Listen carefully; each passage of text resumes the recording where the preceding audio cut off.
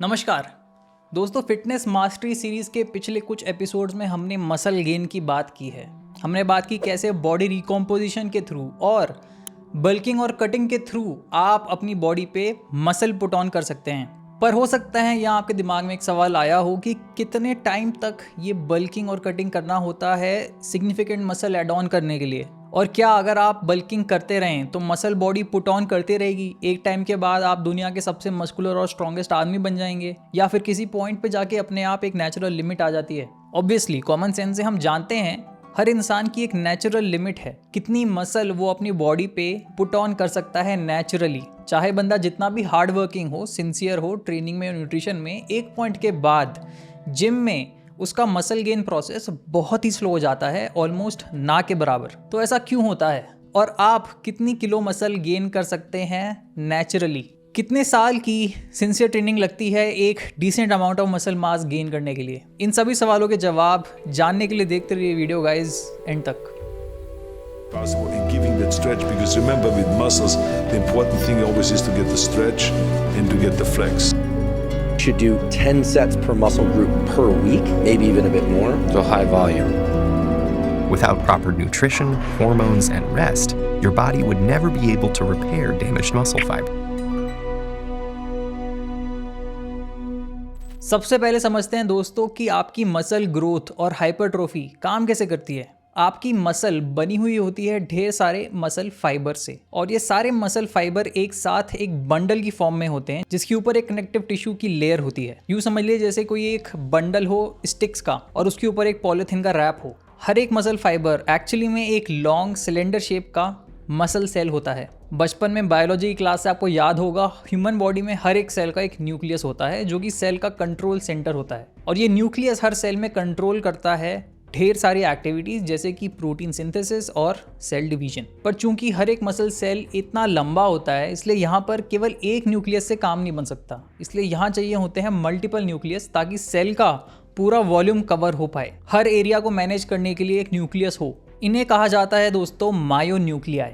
साथ के साथ ये जो मसल फाइबर सेल्स होते हैं ये सराउंडेड होते हैं स्टेम सेल से। स्टेम सेल दोस्तों बहुत इंटरेस्टिंग चीज़ है, बड़ा ही special kind of body cell होता है जिसके पास एबिलिटी है to develop into any of the specialised cells depending on the body requirement. ये स्टेम सेल आपका मसल सेल भी बन सकता है, ब्रेन सेल भी बन सकता है, ये बोन सेल भी बन सकता है, ये स्किन सेल भी बन सकता है। जिस तरह आपके ताश की गड्डी में एक जोकर होता है जिसको आप कोई भी वैल्यू असाइन कर सकते हो। जब आपके मसल फाइबर्स में माइक्रो टीयर्स आते हैं किसी अडेप्टिव स्टिमुलस के कारण, तब ये सैटेलाइट सेल्स आपके मसल फाइबर्स के साथ फ्यूज हो जाते हैं और अपना न्यूक्लियस डोनेट कर देते हैं वो मस्कुलर डैमेज रिपेयर करने के लिए, और इस तरह से मसल फाइबर में मायोन्यूक्लियाई ऐड हो जाते हैं। और जैसे जैसे किसी मसल फाइबर में नंबर ऑफ मायोन्यूक्लियाई बढ़ते हैं वैसे वैसे वो ज़्यादा फोर्स प्रोड्यूस कर पाते हैं, ज़्यादा एक्सटर्नल स्टिमुलस को हैंडल कर पाते हैं, और इस तरह हमारे मसल फाइबर साइज और स्ट्रेंथ में बढ़ते जाते हैं। स्ट्रेंथ ट्रेनिंग या रेजिस्टेंस ट्रेनिंग ये कॉज करता है आपका satellite cell recruitment muscle fibres में, और इस तरह आपके मसल सेल में मायोन्यूक्लियाई इंक्रीज होते हैं लीडिंग टू मसल ग्रोथ और हाइपरट्रोफी। जैसे जैसे आपके मसल फाइबर्स का साइज बढ़ता है वैसे वैसे और ज़्यादा एक्सटर्नल स्टिमुलस चाहिए होता है सैटेलाइट सेल रिक्रूटमेंट कराने के लिए, और एक पॉइंट के बाद इतना ज़्यादा एक्सटर्नल स्टिमुलस चाहिए होता है कि प्रैक्टिकली पॉसिबल नहीं हो पाता है नेचुरली स्पीकिंग, और इसीलिए टाइम के साथ आपके मसल गेन का रेट स्लो होता जाता है और एक पॉइंट के बाद रुक ही जाता है। तो ये था दोस्तों ब्रॉड लॉजिक।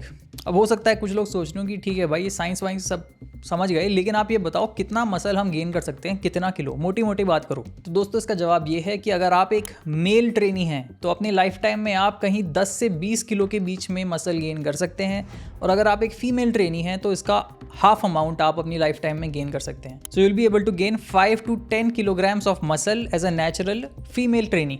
और ये जो total lifetime muscle gaining potential है आपका, यह आपके जेनेटिक्स पे डिपेंड करेगा। जिस तरह आपकी हाइट आपके जेनेटिक्स पे डिपेंड करती है, किसी की 5'5" होती है तो किसी की 6'5" होती है। कुछ लोगों की जेनेटिक्स मसल गेन के लिए बहुत फेवरेबल होते हैं और वो 20 किलो या उससे भी ज़्यादा मसल गेन कर सकते हैं नेचुरली। वहीं कुछ लोगों के जेनेटिक्स बिलो एवरेज साइड पे होते हैं और वो 10 किलो या फिर उससे भी थोड़ा कम मसल गेन कर पाएंगे नेचुरली। जब भी हम ह्यूमन पॉपुलेशन पे किसी भी चीज़ को स्टैटिस्टिकली नापते हैं तो यहाँ बेल कर्व फॉलो होता है। ज़्यादातर लोग इस बेल करके मिडिल पोर्शन में लाई करेंगे, यानी कि 10 to 20 kg एरिया में। कुछ आउटलायर्स होंगे जेनेटिक जो 20 एंड इवन 25 किलो से भी ज़्यादा मसल गेन कर पाएंगे नेचुरली, और कुछ होंगे जो 10 किलो के लेफ्ट साइड में होंगे। These are just the numbers. यहाँ ये समझना ज़रूरी है कि इवन लोअर एंड पे अगर कोई बंदा 8 किलो मसल भी गेन कर ले अपने फ्रेम पे, तो उसकी फिटनेस, लुक्स और हेल्थ ड्रास्टिकली इंप्रूव हो जाते हैं। मसल गेन दोस्तों, it's a process of diminishing returns, यानी अगर आप सिंसियर ट्रेनी हैं, हार्ड वर्क कर रहे हैं, अपना बेस्ट लगा रहे हैं, तब भी साल दर साल आपके मसल गेन का रेट आधा होता जाता है। जब आप अपनी फिटनेस जर्नी शुरू करते हैं एज अ बिगिनर, आपकी बॉडी भूखी होती है मसल गेन करने के लिए, और अगर आपने अपना न्यूट्रिशन अच्छा रखा है, ट्रेनिंग अच्छी रखी है, तो अपनी बिगिनर फेज में आप सबसे ज़्यादा स्पीड पे मसल गेन कर पाएंगे। आपका सैटेलाइट सेल रिक्रूटमेंट और मसल प्रोटीन सिंथेसिस अपने बेस्ट पे चल रहा होता है। तो ये जो नॉविस पीरियड है, शुरू के 1 से 2 साल तक, इसमें आप 4 से 8 किलो मसल गेन कर सकते हैं as a male trainee, depending on your individual genetics, and as a female trainee इसका हाफ अमाउंट आप गेन कर सकते हैं, यानी कि लगभग 2 to 4 kilos of muscle mass. ये फास्टेस्ट पीरियड है मसल गेन का। आप समझ पा रहे होंगे, यहाँ पर ही आपने 40 to 50% of your natural genetic potential gain कर लिया है। मैं अपने एक्सपीरियंस में बात करूँ तो जितने भी क्लाइंट्स के साथ मैंने काम किया है मसल गेन पर, उन्होंने 6 महीने में करीब 2 to 4 kilograms of muscle gain किया, डिपेंडिंग ऑन उनके जेनेटिक्स कैसे थे। और इस नॉविस पीरियड के बाद आपके मसल गेन का रेट साल दर साल हाफ होता जाएगा, जैसा कि मैंने बताया, process of diminishing returns. So for example, मान लेते हैं कि आपकी जेनेटिक्स अच्छी है और आप एक सीरियस ट्रेनी है, आपने अपना न्यूट्रिशन अच्छा रखा है, रिकवरी अच्छी रखी है, तो in your first year of training you are able to gain 8 kilograms of lean muscle mass example. अब इसके बाद ईयर 2 में अगर आप हार्डवर्क कंटिन्यू करें तो आप इसका आधा, यानी कि 4 kilograms of muscle he gain कर पाएंगे। धीरे धीरे आप अपने नेचुरल जेनेटिक पोटेंशियल के करीब जा रहे हैं। ईयर 3 में उसका भी आधा, यानी कि केवल 2 किलोग्राम ऑफ मसल ही आप गेन कर पाएंगे, पूरी जान झोंकने के बाद भी इन द प्रोसेस। उससे ज़्यादा पॉसिबल ही नहीं है नेचुरली स्पीकिंग। और इस तरह जैसे जैसे आपने 5-6 साल की सीरियस ट्रेनिंग कर ली है, वैसे वैसे आप साल में 1 किलो से भी कम मसल ही गेन कर पाएंगे, even if you do your best in the gym and in the kitchen. एक टाइम के बाद साल में कुछ 100 ग्राम्स मसल गेन करने के लिए ही लोग जुटे पड़े होते हैं। और ये मैंने बड़ा ही आइडियल केस अज्यूम किया दोस्तों, कि आप साल दर साल अपनी ट्रेनिंग, न्यूट्रिशन, रिकवरी एकदम ऑप्टिमल पे रख रहे हैं, अपने गेन्स को मैक्स आउट कर रहे हैं हर साल, एकदम परफेक्ट सा केस। रियलिटी में इट्स वेरी लाइकली कि आप इससे काफ़ी धीरे रेट पर ही मसल गेन करेंगे, क्योंकि कोई भी हर चीज़ ऑप्टिमली नहीं करता है in their early years of training. मैंने तो नहीं की थी, और ज़्यादातर लोग जिन्हें मैं जानता हूँ वो भी नहीं करते हैं। लोग गलतियाँ करते हैं और सीखते हैं। ये हमने एक एग्जाम्पल लिया। अब चाहे आपकी जेनेटिक्स इससे थोड़ी हायर हो या लोअर हो, पैटर्न आपका भी ऐसा ही रहेगा। यानी अगर किसी का जेनेटिक पोटेंशियल आ रहा है 20 किलो, तो उनके 10 साल के सिंसियर ट्रेनिंग का ग्राफ कुछ इस तरह होगा। जैसे जैसे बंदा जेनेटिक पोटेंशियल के करीब पहुंचता जाएगा, वैसे वैसे मसल गेन का रेट स्लो होता जाएगा और एक पॉइंट पे आके रुक सा ही जाएगा, प्लेटो ही हो जाएगा। बट ऑफ कोर्स हमेशा there is room of some improvement. ये देख रहे हैं आप, टेंड कर रहा है जेनेटिक पोटेंशियल पे, कभी मीट नहीं कर रहा है। अगर आपका जेनेटिक पोटेंशियल इससे थोड़ा हायर है तो आपका ग्राफ थोड़ा हायर जाएगा, थोड़ा लोअर है तो आपका ग्राफ थोड़ा लोअर जाएगा। विमेन के लिए भी सेम ग्राफ होगा, बस एक हाफ जेनेटिक पोटेंशियल पे। ओवरऑल नेचुरल मसल गेन का प्रोसेस और पैटर्न सबके लिए सेम ही होगा। तो इस रफ मॉडल को समझने के बाद हम एक रफ टेबल क्रिएट कर सकते हैं as timeline for muscle gains for male and female trainees. Pause करके आप ये स्क्रीन पढ़ सकते हैं। In a nutshell, as a natural trainee आप 10 से 20 किलो मसल गेन कर पाएंगे over the course of your entire training year if you continue to train consistently in the gym. और एज अ फीमेल ट्रेनी आप 5 to 10 kilos of muscle gain कर सकती हैं। अगर आपकी जेनेटिक्स बहुत अच्छी हैं तो इससे थोड़ी ज़्यादा, अगर आपकी जेनेटिक्स थोड़ी लोअर एंड पे है तो इससे थोड़ा कम। यहाँ कोई कंपटीशन वाली बात नहीं है, इसलिए मैंने अब तक गुड या बैड जेनेटिक्स वर्ड्स का यूज नहीं किया। यहाँ गुड या बैड कुछ नहीं है। It's all about creating your best self, to love the cards that God has dealt you and play them well. दोस्तों, इस ग्राफ को देख के आप नोटिस कर पा रहे होंगे कि अपने ट्रेनिंग के शुरू के 5 साल में आप अपना majority of muscular potential realise कर सकते हैं। Of course 5 years of dedicated consistent training की बात कर रहा हूँ मैं, ऑन ऑफ वाला सीन नहीं।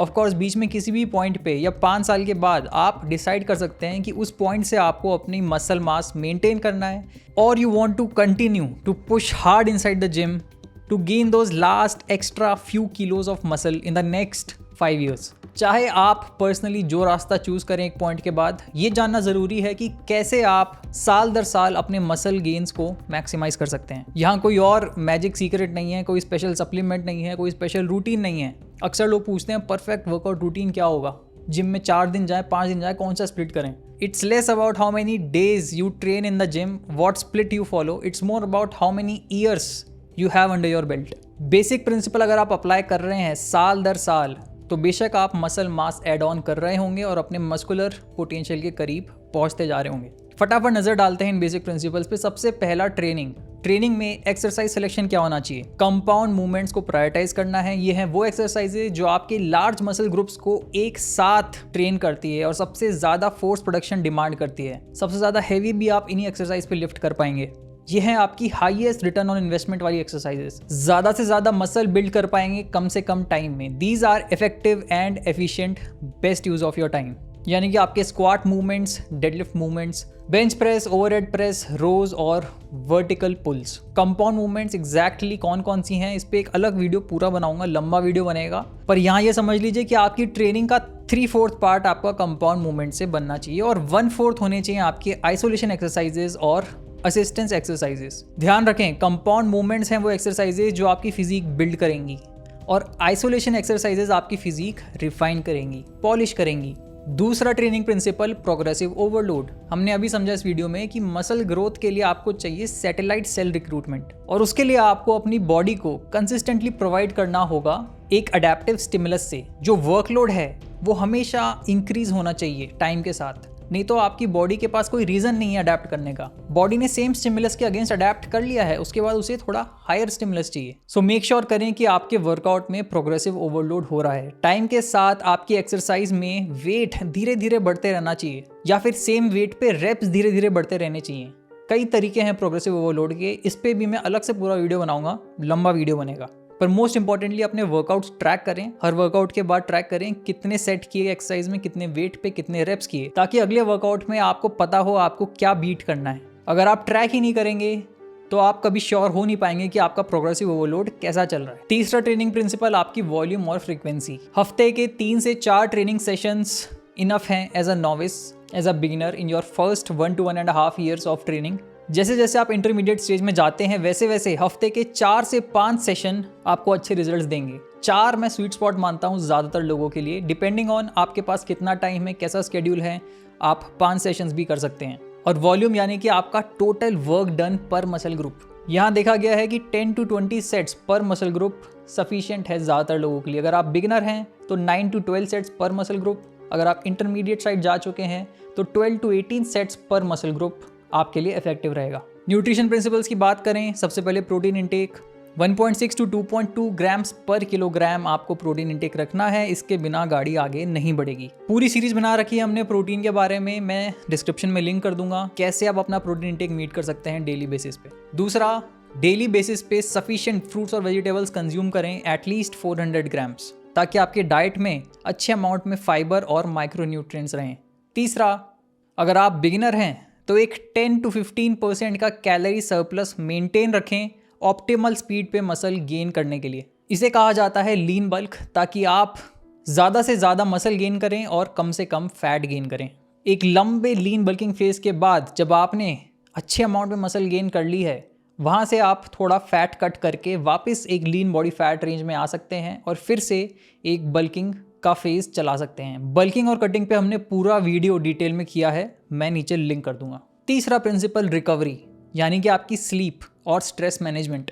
दोस्तों, मसल ग्रोथ जिम में नहीं होती है। जिम में तो मसल डैमेज की जाती है, माइक्रो टीयर्स आते हैं। मसल ग्रोथ होती है रेस्ट के दौरान। सो मेक श्योर करें कि आपके रेस्ट डेज को आप इंपॉर्टेंस दे रहे हैं। हफ्ते में 1 से 2 आपके कंप्लीट रेस्ट डेज होने चाहिए।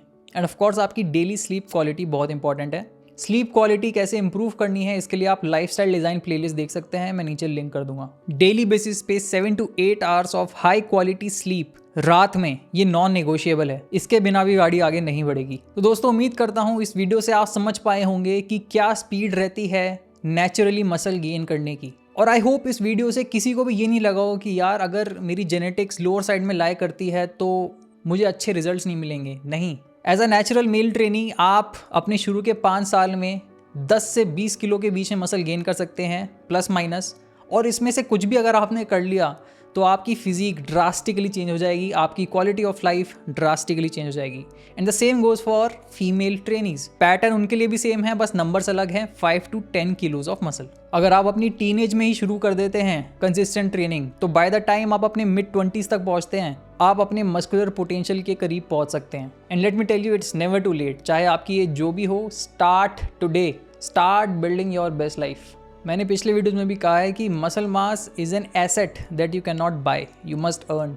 तो अपने 20s में, 30s में, 40s में मेक श्योर कि आप अपनी बॉडी पे decent muscle mass put on करें, एंड देन आपकी जो क्वालिटी ऑफ लाइफ होगी आपके 80s में और 90s में, it will be something that money can not buy. अगर आप अपनी फिटनेस जर्नी आज शुरू करने जा रहे हैं तो क्या आपको बल्किंग से शुरुआत करनी चाहिए या कटिंग से? ये एक बड़ा ही इंपॉर्टेंट सवाल है और इस पर हमने पूरा वीडियो कर लिया है फिटनेस मास्टरी सीरीज में, मैं यहाँ लिंक कर दूंगा। और अगर आपके माइंड में सवाल उठ रहे हैं कि यार बेस्ट एज क्या रहेगी मसल गेन करने के लिए, अगर आप 30s में है, 40s में है तो कितना फ़र्क पड़ता है, 50s में कितना फ़र्क पड़ता है, तो इस पर मैं डिटेल वीडियो ज़रूर बनाऊंगा इसी फिटनेस मास्टरी सीरीज़ में। और कुछ सवाल अगर आपके मन में उठते हैं तो ज़रूर कमेंट्स में बताइएगा।